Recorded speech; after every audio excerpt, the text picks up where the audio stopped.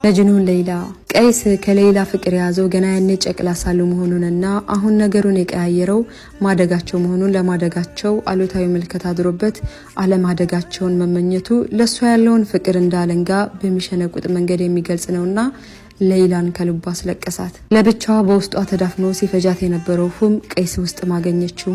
ወደ ኋላ መልሶ የልጅነት ጊዜያቸውን በሰውባን ተራራ አቅራቢያ ፍየል የጠበቁበትን ወርቃማ ጊዜ አስታወሳት። የሁለቱም ፍቅር እንደ ሽል እለት በእለት እያደገ የመጣ መሆኑን ተገለጠላት። ስጋቷ ተወገደላት። ብዙ የሚያስፈራት ነገር አለ፣ ግን ወትሮም ከቀይስ የምታስበልጠው ነገር የለም። እሱ ቀይስ ነውና ምንም ቢመጣ አይገርማትም።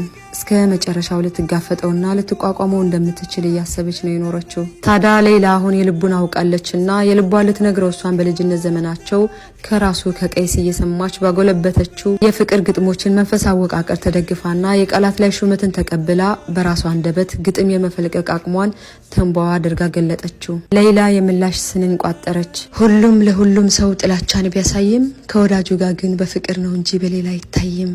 እኛ ምን ፈልገው ባይናችን ተገልጧል፣ ልክ የለሽ ፍቅር ግን በየልቦቻችን ተዳፍኖ ተቀምጧል አለች ሌላ።